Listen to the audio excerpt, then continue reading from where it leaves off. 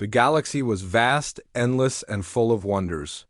Humanity had carved out a small piece of it, a corner they called home. For centuries, Earth's borders were sacred ground, enforced not just by ships and weapons but by an unspoken rule that no alien species dared to cross without paying the price. This rule was simple: no one entered human territory unless invited. It wasn't arrogance or cruelty that drove this law. It was survival. The humans had learned early on that trust was a luxury they couldn't afford in the cold void of space. On board the human cruiser Eclipse, Captain Lavra Hayes stood on the bridge, staring at the holographic map floating before her. The stars blinked lazily, tiny pinpricks of light against the dark expanse. Her ship patrolled Sector 42, a remote region near the edge of human-controlled space. It wasn't glamorous work-long hours of scanning empty voids, but it was vital. Rumors had reached Earth about strange movements near the border. Ships that didn't belong, signals that didn't match any known patterns. Something was stirring out there, and Laura's job was to make sure it stayed far away. Beside her stood Commander Ryan Cole, a man whose calm demeanor masked years of combat experience. He was tall, with sharp features and piercing blue eyes that seemed to miss nothing. His hands rested lightly on the railing as he studied the same map Lavra was scrutinizing. "Still quiet?" he asked, his voice low. "For now," Lavra replied, her tone clipped. She didn't like waiting. Waiting meant uncertainty, and uncertainty could get people killed. She turned to face him. "How long until we reach the next checkpoint?" 2 hours, Ryan answered. "Unless you want to push the engines harder." She shook her head. "No sense burning fuel if we don't have to. Let's stick to the plan for now." Ryan nodded, though he knew she wouldn't relax until they completed their patrol. Lavra Hayes wasn't the kind of captain who took chances. She believed in preparation and staying one step ahead of trouble. That mindset had kept her crew alive more times than anyone cared to count. The Eclipse was a formidable vessel, sleek and deadly, armed with plasma cannons and missile arrays, capable of tearing through even the toughest enemy shields. But firepower alone wasn't enough to protect humanity's borders. What really mattered was discipline, teamwork, and the willingness to do whatever it took to keep the line intact. As the minutes ticked by, the bridge remained eerily silent, except for the soft hum of machinery and the occasional beep from the consoles. The crew worked efficiently, each member focused on their task. Lavra trusted them implicitly. They were good at what they did, and she made sure they stayed that way with regular drills and training sessions. Still, she couldn't shake the feeling that something was off today. Maybe it was the weight of responsibility pressing down on her shoulders. Or maybe it was something else entirely. Her thoughts were interrupted by a sudden alert. One of the scanners lit up, flashing red. "Captain," called Ensign Daniel Park, a young officer seated at the sensor station. "We've got multiple contacts approaching from the outer rim." Lavra straightened immediately. "Details?" "They're moving fast," Daniel replied, his fingers flying over the controls. 12 ships, maybe more. Configuration doesn't match anything in our database." Ryan stepped closer to the console. "Could be pirates," he suggested, though his tone indicated he didn't believe it himself. Lavra frowned. Pirates usually avoided military patrols, especially ones as well-armed as the Eclipse. Whoever these newcomers were, they weren't afraid of being seen. "Hail them," she ordered. "Let's find out what they want." Daniel complied, sending out a standard communication signal. Seconds stretched into minutes, but there was no response. The unknown ships continued their approach, undeterred. "Still no answer," Daniel reported, frustration creeping into his voice. "They're ignoring us." Lavra exchanged a glance with Ryan. Ignoring a hail was a bold move, almost reckless. Most species knew better than to provoke humanity, especially so close to the line. "Bring us to yellow alert," she commanded. "Divert power to the shields and arm the weapons." The crew sprang into action. Lights dimmed slightly as energy was rerouted to defensive systems. On the main view screen, the unidentified ships grew larger, their shapes becoming clearer. They were sleek and angular, with jagged edges that gave them an insectoid appearance. Lavra felt a chill run down her spine.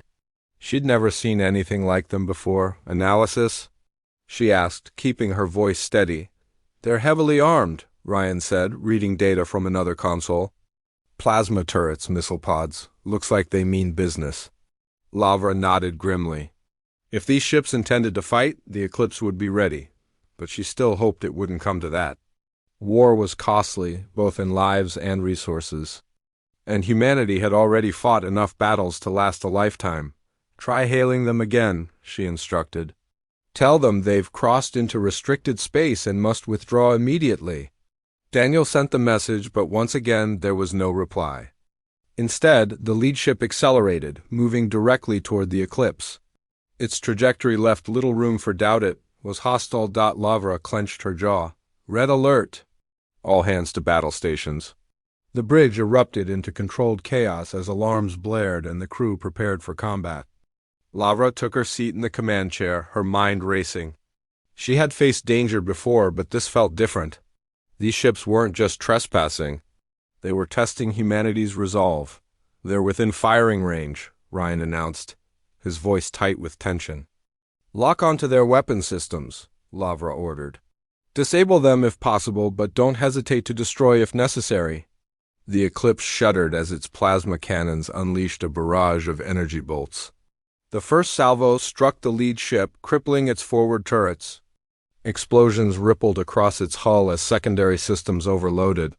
But the other ships pressed on, undeterred by the loss of their leader. They're launching fighters! Daniel shouted, panic edging his words. Deploy interceptors, Lavra barked. Keep those fighters away from the Eclipse. The battle unfolded quickly, a chaotic dance of light and destruction. Human pilots clashed with alien drones in fierce dogfights, while the Eclipse traded blows with the remaining capital ships. Despite their numbers, the intruders were outmatched. Humanity's technology was advanced, honed by decades of conflict. One by one, the alien vessels fell, their wreckage drifting silently in the vacuum. When the dust settled, only a handful of ships remained. They turned tail and fled, vanishing into the depths of space as suddenly as they had appeared. The Eclipse emerged victorious, but the cost was high. Several crew members had been injured, and parts of the ship required urgent repairs. Lavra leaned back in her chair, exhaustion washing over her. She glanced at Ryan, who looked equally drained. Did we just win? He asked quietly. She hesitated before answering. For now? But this isn't over. Somewhere out there, beyond the line, the galaxy was watching, and Lavra knew that humanity's greatest challenge might still lie ahead. The battle was over, but the tension aboard the Eclipse lingered like a storm cloud refusing to disperse. The crew worked tirelessly to repair the damage, their movements quick and efficient, yet weighed down by unease. Captain Lavra Hayes stood on the bridge, staring at the empty expanse of space where the alien ships had vanished. Her mind raced with questions. Who were they? Why had they come so close to human territory? And most importantly, what did they want? Commander Ryan Cole approached her, his expression grim. We've analyzed the wreckage, he said, holding a datapad. Their technology is advanced, but not as refined as ours. Still, it's unlike anything we've encountered before. Lavra took the datapad and scanned the information. The ships were sleek and insectoid, their design suggesting a species that valued speed and aggression over durability. She frowned. Any idea where they came from? Ryan shook his head. Nothing. In our records matches them. They're new to us, or at least they haven't been seen in this part of the galaxy before. Lavra handed the datapad back to him. Then we need to find out who they are. If they're willing to risk war just to test our defenses, we can't. Ignore them. Before Ryan could respond, Ensign Daniel Park called out from his station. Captain, we're receiving a transmission. Lavra turned sharply. From who? It's them, Daniel replied, his voice tinged with disbelief. The same species that attacked us. Lavra felt a chill run down her spine. Put it on screen. The main view screen flickered to life, revealing a figure unlike any human. Its body was tall and angular, covered in a glossy black exoskeleton that shimmered under the light. Large, multifaceted eyes dominated its face, glinting with an intelligence that was both alien and unnerving. Behind it, others of its kind moved in the background, their movements fluid and precise. "I am Vorthus," the creature said, its voice deep and resonant, translated into English by the ship's systems. "Leader of the Caliph," Lavra straightened, her tone firm. "You crossed into restricted space and attacked my ship without provocation. Explain yourself." Vorthus tilted its head slightly, as if amused by her demand. "Your borders mean nothing. To us, we seek only resources. Your resistance is, unexpected." "Unexpected?" Lavara repeated, her voice sharp. "You invaded our territory, and now you act surprised when we defend ourselves? This isn't a negotiation, Vorthus. Leave now, or face the consequences." The Caliph leader paused, its gaze unwavering. Then it spoke again, its tone colder than before. "You misunderstand. We do not negotiate. We take what we need. But perhaps you will reconsider when you see the strength of the Caliph." With that, the transmission ended, leaving the bridge in stunned silence. Lavra clenched her fists, her frustration boiling over. "Arrogant bastard," she muttered under her breath. Ryan stepped closer. "Do you think he's bluffing, or is there more to this?" Lavra shook her head. "I don't know. But one thing's clear, they're not here for diplomacy. They're testing us." The next few days passed in a blur of activity. The Eclipse remained on high alert, patrolling the border while Earth's leadership debated how to respond. Reports trickled in from other sectors, strange sightings, unexplained energy signatures, and even skirmishes with unidentified ships. It seemed the Caliph weren't alone. Other species were watching, waiting to see how humanity would react. Back on Earth, Dr. Emily Grant sat in a dimly lit conference room, surrounded by members of the United Earth Council. A xenobiologist by trade, Emily had spent years studying alien cultures and their interactions with humanity. She was known for her calm demeanor and sharp intellect, qualities that made her a trusted advisor in times of crisis. "We can't afford to underestimate the Caliph," she said, addressing the council. "Their actions suggest they're probing our defenses, looking for weaknesses. If we let them get away with this, others will follow." One of the council members, a stern-looking man named Senator Carter, leaned forward. "What do you propose, Doctor?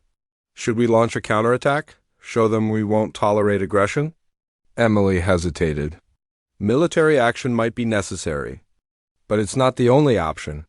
We need to understand why they're doing this. What drives them?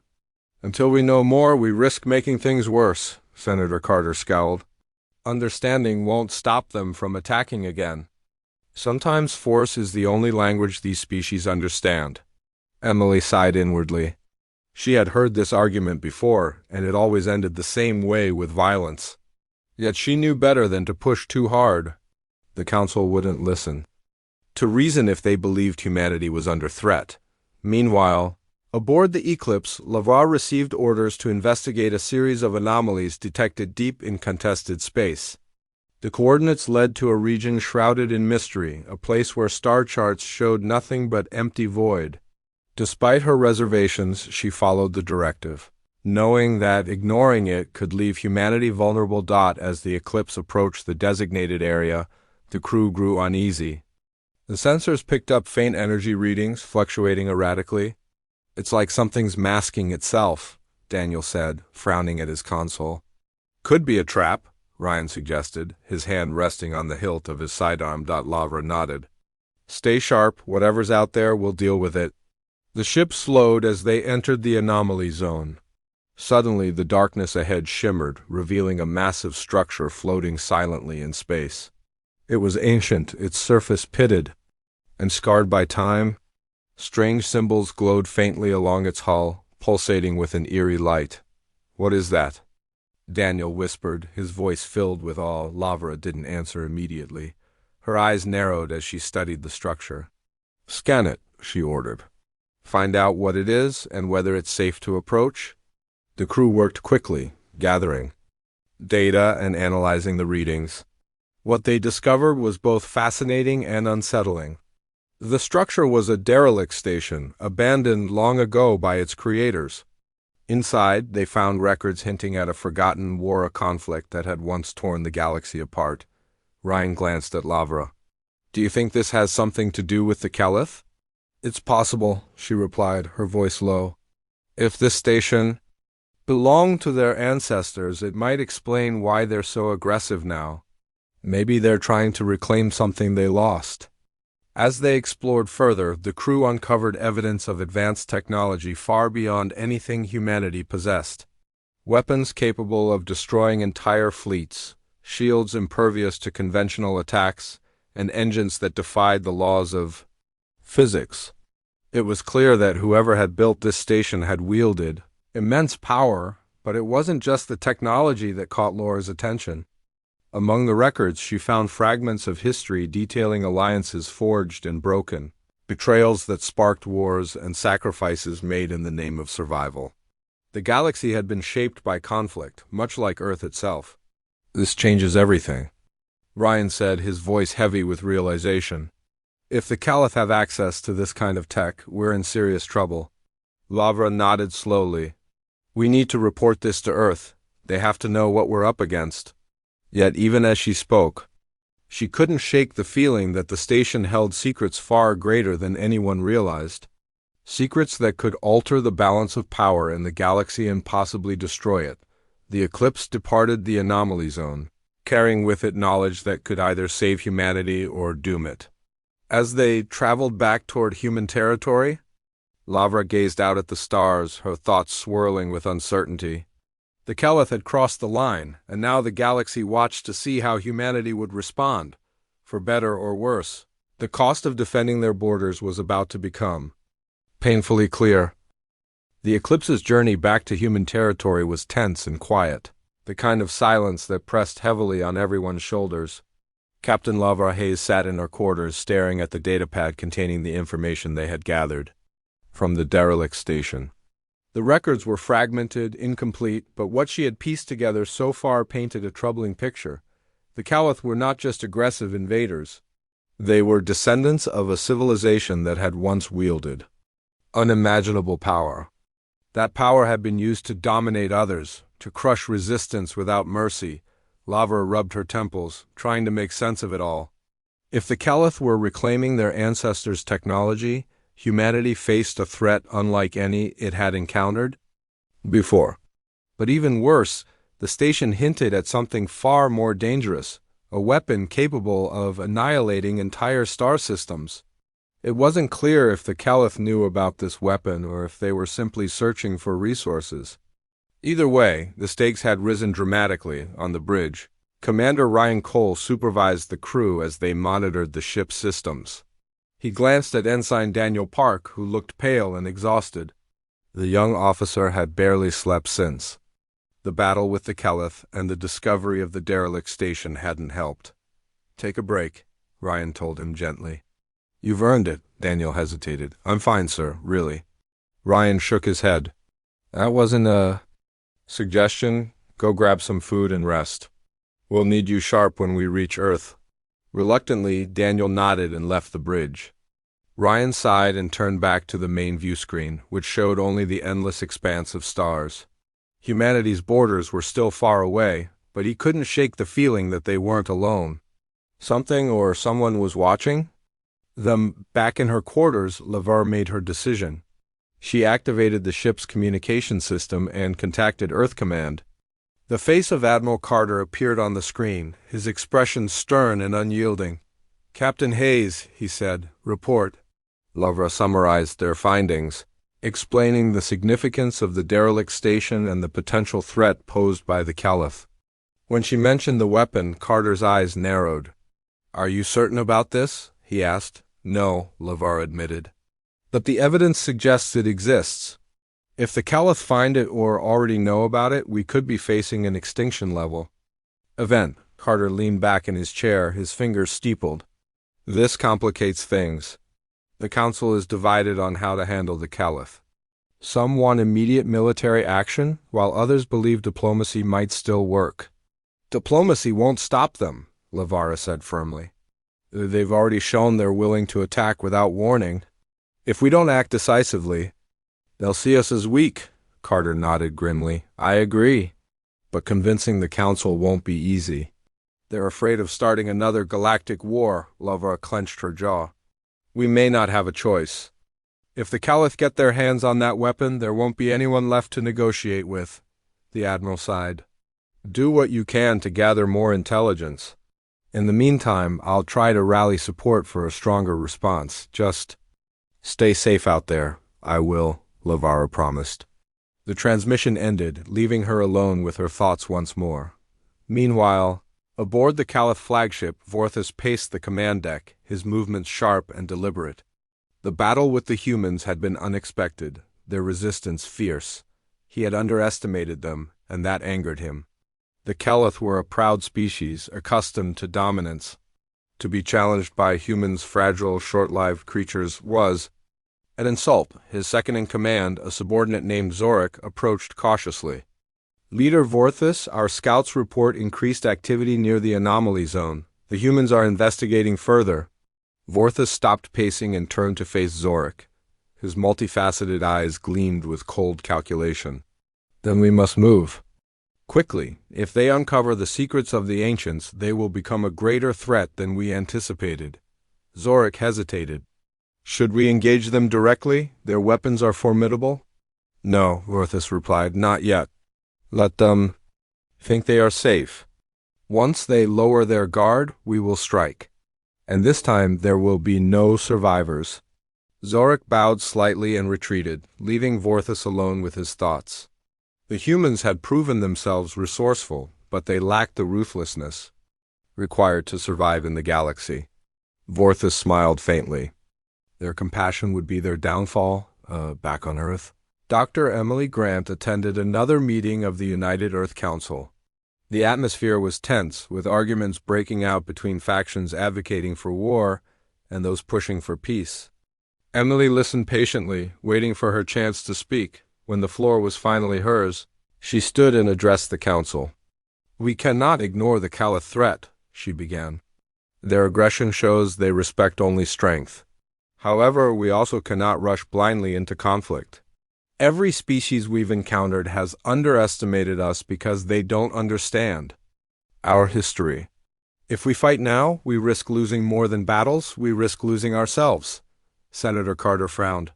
What do you propose, Doctor? Sitting back and hoping they go away. No, Emily replied calmly. I suggest we send a message.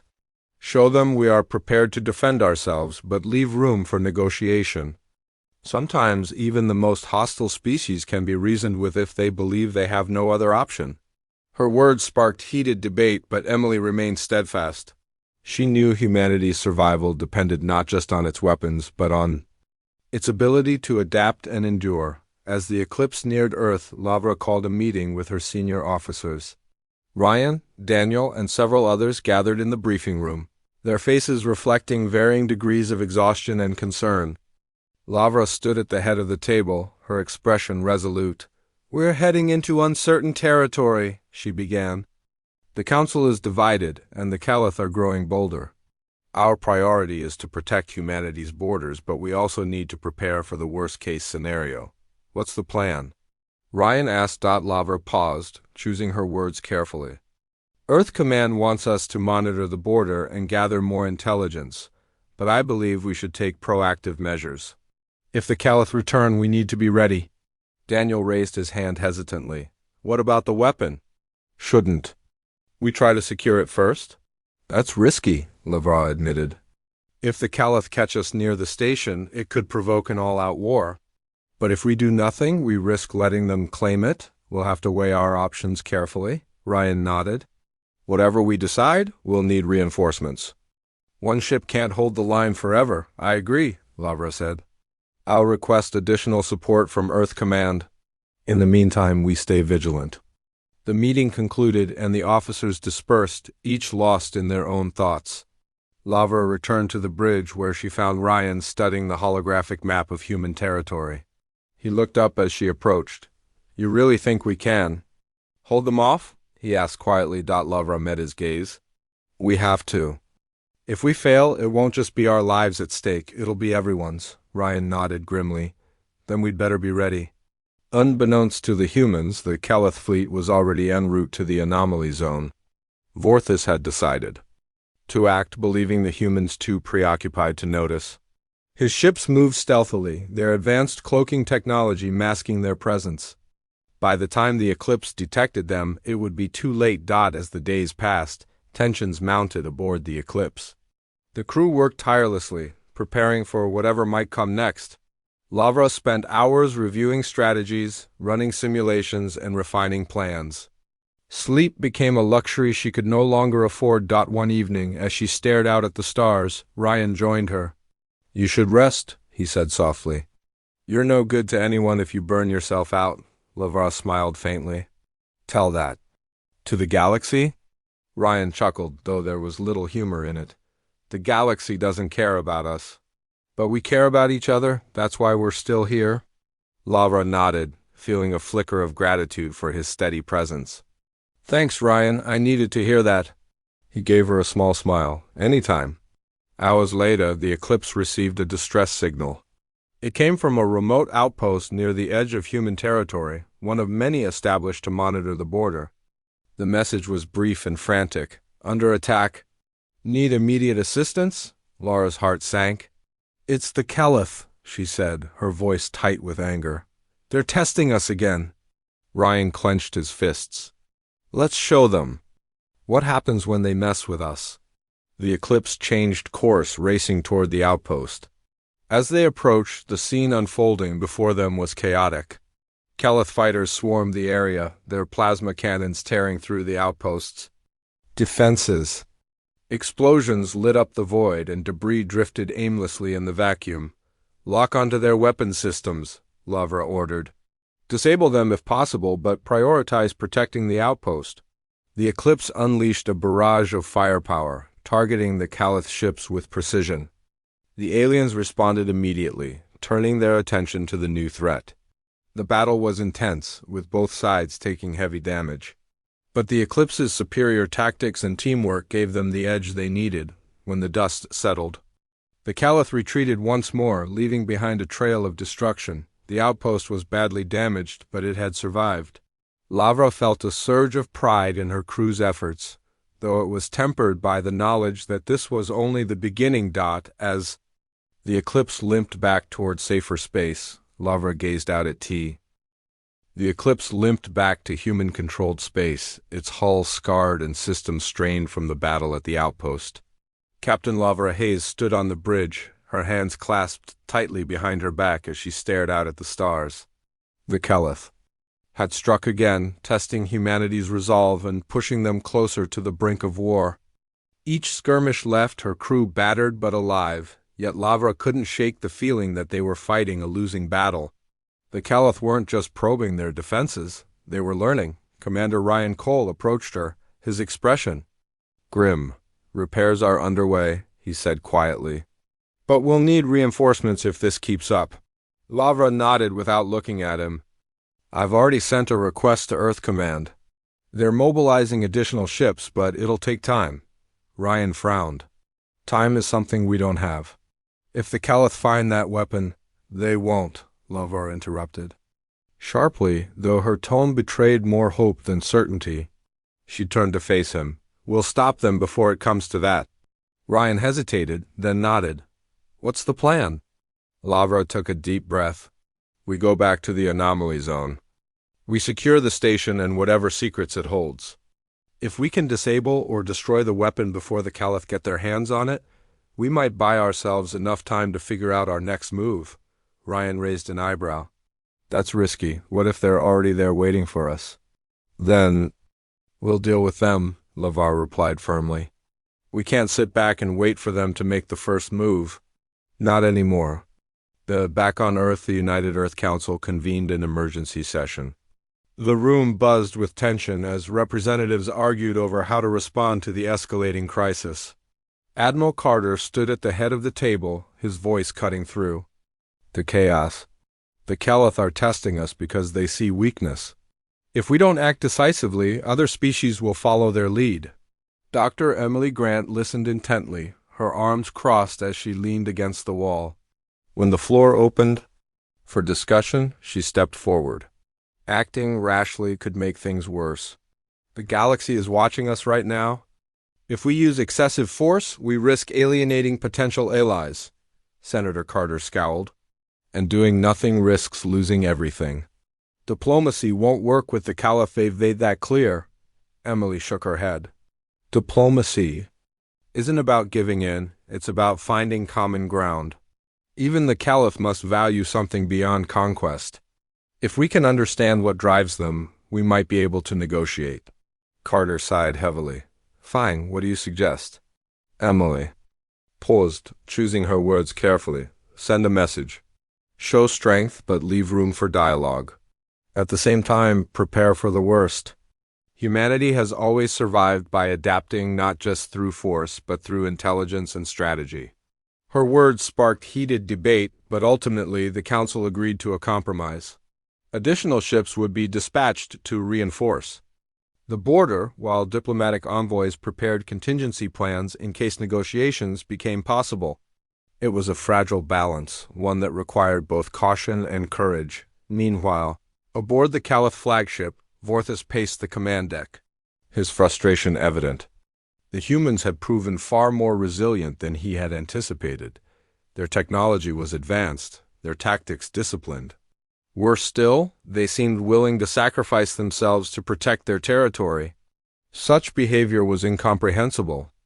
To the Caliph, who valued efficiency above all else, Zorik approached cautiously, his subordinate status evident in his posture. Leader Vorthis, our scouts report increased activity near the anomaly zone. The humans appeared to be planning another incursion. Vorthis stopped pacing and turned to face Zorik, his multifaceted eyes glinting coldly. Then let them come. This time we will not retreat. If they seek the secrets of the ancients, they will find only death. Zorik hesitated. Shall we fortify the station? No, Vorthis replied. Let them think they have the advantage. Once they are inside, we will strike. And when the weapon awakens, they will learn the true cost of defiance. Zorik bowed slightly and retreated, leaving Vor there alone with his thoughts. The humans' tenacity intrigued him, but it also infuriated him. They were a species clinging to survival, yet they fought as if they had nothing to lose. Vorthis vowed to break them, to show them the futility of resistance. The Eclipse arrived at the anomaly zone several days later, its crew tense and alert. Lavra stood on the bridge, studying the derelict station as it loomed ahead. The structure's eerie glow pulsed faintly, casting long shadows across the void. Scan for hostiles, she ordered. Ensign Daniel Park worked quickly, his fingers flying over the console. No signs of Callus ships, Captain, but there's something odd about the energy readings. What do you mean? Lavra asked. Sharply. Daniel hesitated. It's like the station is alive. The power levels are fluctuating unpredictably. Lavra exchanged a glance with Ryan. Could they have activated the weapon? It's possible, Ryan replied.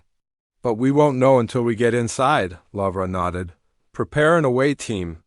We're going in. The away team consisted of Lavra, Ryan, Daniel, and 2 security officers.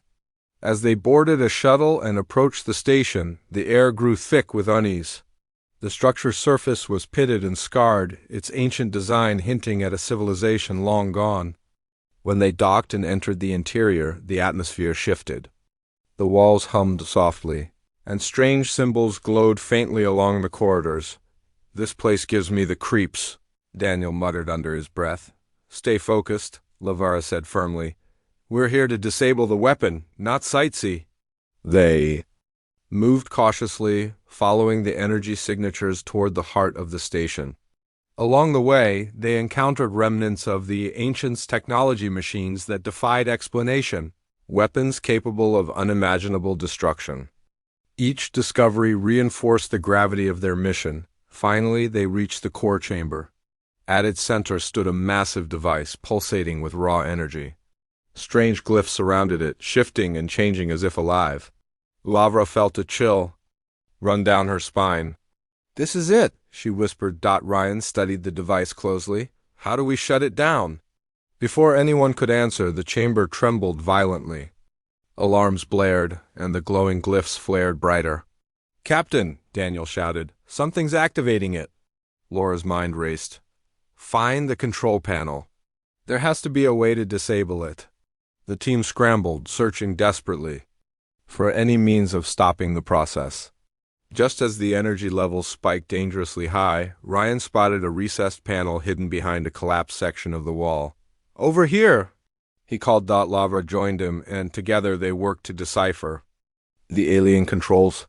Time seemed to slow as the weapon's power surged, threatening to overwhelm them. Finally, Lavara pressed a sequence of buttons, and the device began to power down. "We did it," Ryan said, relief flooding his voice. But their victory was short-lived. A low rumble echoed through the chamber, followed by the sound of footsteps.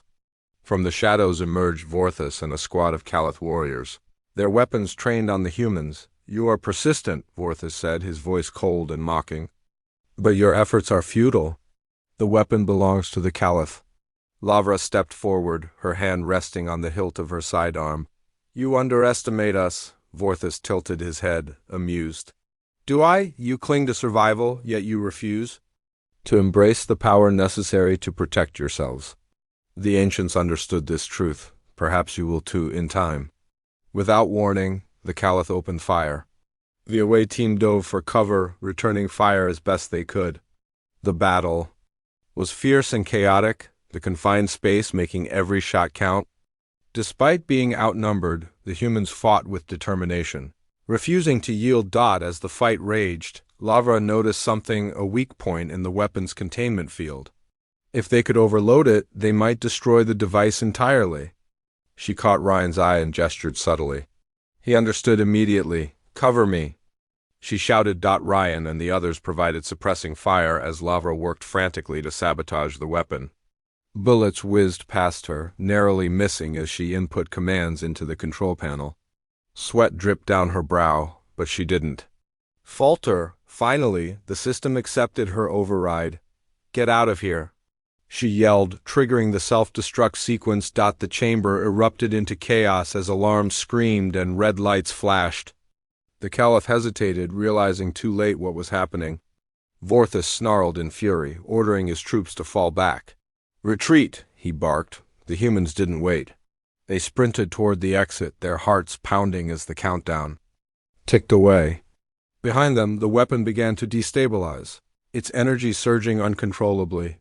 They barely made it to the shuttle before the explosion rocked the station. The shockwave sent debris hurtling into space, obliterating the ancient structure and everything within it. On board the Eclipse, the crew watched in stunned silence as the anomaly zone lit up like a second sun. When the light faded, all that remained was emptiness. The weapon and the Calath threat was gone. Back on the bridge, Lavra sank into her chair, exhaustion washing over her. Ryan placed a hand on her shoulder. "We did it," he said softly. She nodded, her voice barely above a whisper. "For now." The galaxy had seen the cost of crossing the line, but Lavra knew that peace was fragile, and humanity's survival depended not just on its weapons but on its ability to adapt and endure. Whatever came next, they would face it together. The explosion in the anomaly zone was visible from light years away, a brilliant flash of energy that lit up the void like a dying star. On board the Eclipse, Captain Lavra Hayes and her crew watched as the derelict station disintegrated into nothingness. The weapon, along with any chance of it falling into the wrong hands, was gone, but the victory felt hollow. The cost had been high, both in lives and resources, and the galaxy now knew humanity's limits and its resolve. Lavra sat quietly on the bridge, staring at the empty expanse where the station once stood. Her mind replayed the events leading up to the destruction, the battle inside the core chamber, Vorthus's cold confidence, and the desperate gamble to overload the weapon. She couldn't help but wonder if their actions had made things better or worse. Destroying such a powerful device might have stopped the Calath for now, but it also sent a message to the rest of the galaxy. Humanity was willing to do whatever it took to defend its borders. Commander Ryan Cole stood nearby, his arms crossed. As he gazed out at the stars, "Do you think they'll try again?" he asked, breaking the silence. Lavara didn't answer immediately. She turned the question over in her mind. The Caliph were aggressive, arrogant, and relentless. They wouldn't give up easily, not after losing something so valuable. But she also knew that their attack on the station would make them think twice before challenging humanity again. At least for now, they might, she said finally. But they'll know what they're walking into this time, Ryan nodded grimly. And we'll be ready. Back on Earth, the United Earth Council convened once more to assess the situation. The room buzzed with tension as representatives debated the implications of the Eclipse's mission. Admiral Carter stood at the head of the table, his expression stern. The Caliph crossed the line and we showed them the cost, but this isn't over.